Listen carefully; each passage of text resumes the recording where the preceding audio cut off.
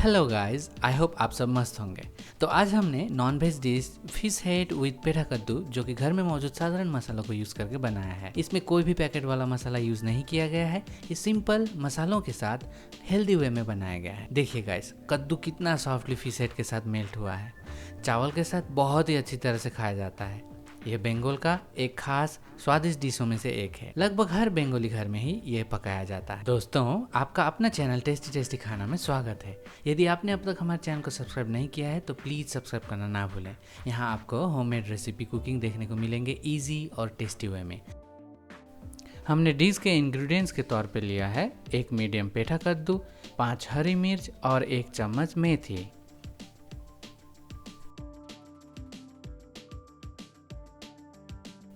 और लगभग 500 ग्राम fish head को, जिसको हमने ऑलरेडी नमक और हल्दी में मैरिनेट करके रखा हुआ है। हमने यहाँ कतला मछली का हेड यूज़ किया है। आप चाहें तो रुई मछली का हेड भी यूज़ कर सकते हैं। गैस को ऑन करके मीडियम हीट पे कढ़ाई या पैन को रखिए। हमने यहाँ नॉन स्टिक कढ़ाई का यूज़ किया है।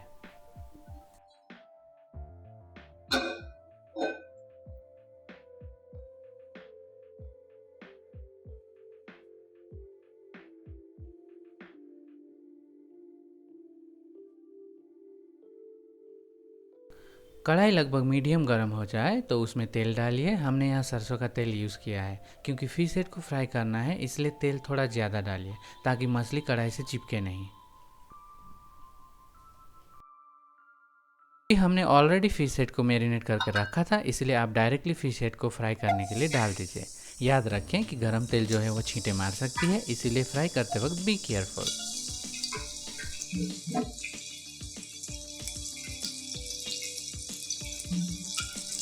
ध्यान रखें गैस का हीट जो है डायरेक्ट हाई पे ना रखें, नहीं तो मछली पैन से चिपक जाएगी और जला हुआ स्वाद देगी। तो फ्राई करते वक्त ध्यान से फ्राई करें।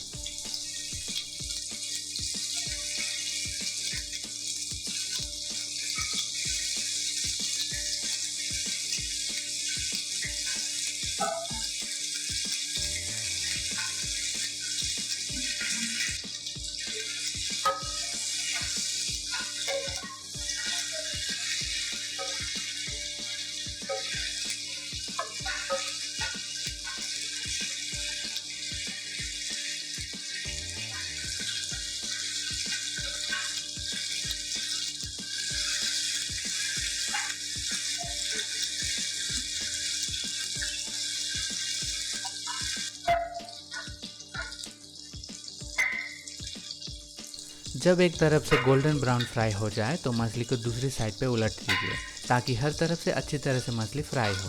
नहीं तो रॉ फिश स्मेल रह जाएगी जो कि बिल्कुल अच्छी नहीं होती और पूरे डिश के फ्लेवर को बर्बाद कर देगी।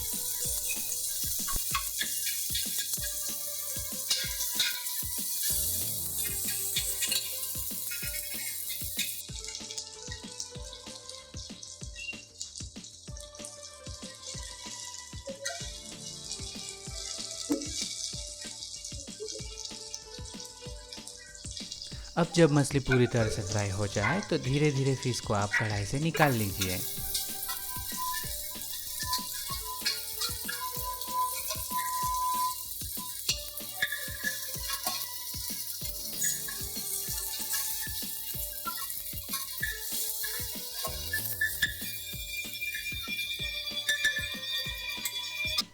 क्योंकि फ्राई पैन में अभी तेल लगभग ना के बराबर रह गई है तो कढ़ाई में थोड़ा और तेल डालिए।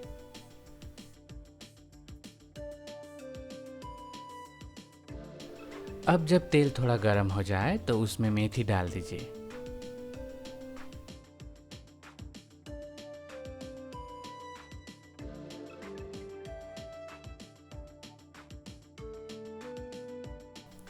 मेथी जब तक हाफ फ्राई हो तब तक आप चलाते रहें, क्योंकि फ्राई मेथी अपना फ्लेवर छोड़ेगी जो कि कद्दू के साथ परफेक्टली ब्लेंड हो जाती है।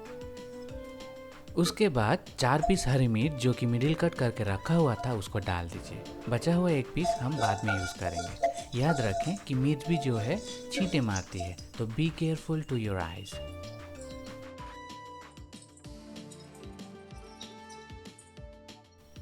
अब जो हमने पेठा कद्दू को इस तरह से मिनी स्लाइसेस में काटा हुआ था उसको कढ़ाई में डाल दीजिए। ध्यान रखें कढ़ाई का हीट मीडियम टू लो होना चाहिए।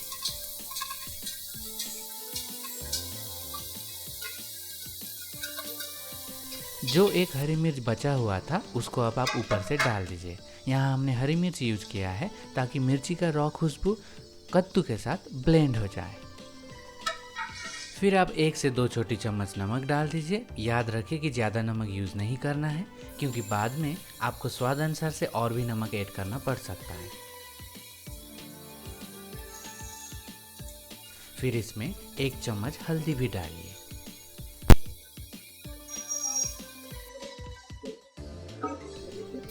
अब कद्दू को नमक और हल्दी में अच्छी तरह से मिला लीजिए। ध्यान रखें कि हीट ज़्यादा ना हो, नहीं तो कद्दू ड्राई हो जाएगा और डिश बेस्वाद बनेगा।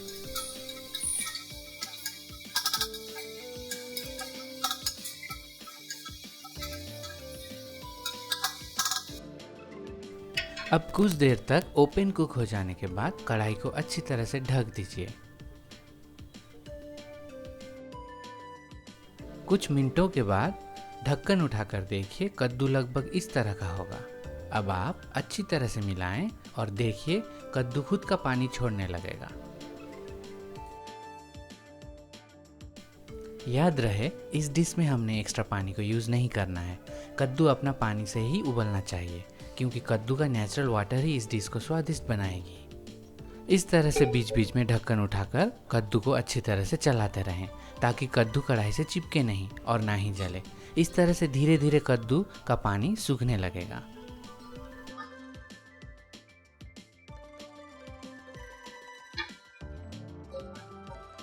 लगभग 50 to 60% पानी सूख जाए तो फ्राई किया हुआ फिश हेड को कढ़ाई में डाल दीजिए।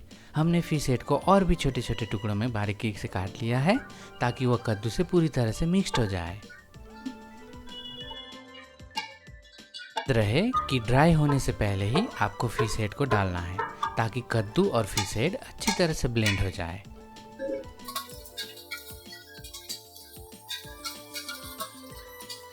फिश हेड डालने के बाद भूलकर भी कढ़ाई को नहीं ढकना है।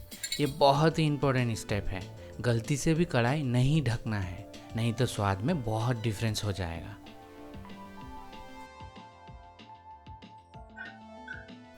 फिर हमने थोड़ा सा नमक स्वाद अनुसार डाल लेना है। आप चाहें तो टेस्ट करके भी डाल सकते हैं।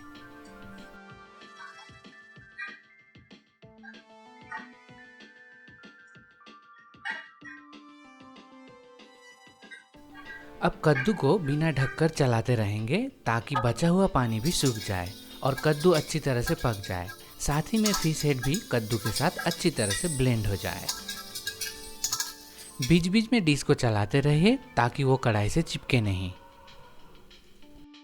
लगभग पानी सूख जाए तो उसमें 1 से 1.5 चम्मच चीनी डाल दीजिए। क्योंकि कद्दू का कोई अपना फ्लेवर नहीं होता है तो उसमें चीनी, नमक और मेथी अपना बेहतरीन टेस्ट ब्लेंड करेगा। और वैसे भी बंगाली डिशेस में चीनी जरूर यूज़ किया जाता है। याद रहे चीनी की मात्रा बहुत ही कम होनी चाहिए।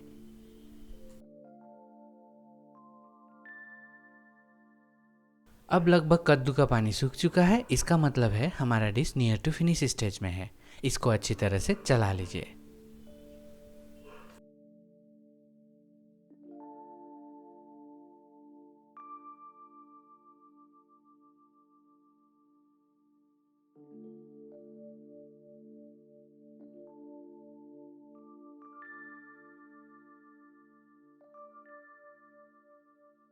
जब कद्दू सूखने के बाद इस तरह का मेल्टिंग कंसिस्टेंसी पे हो जाए तो समझ लीजिए डिश तैयार है।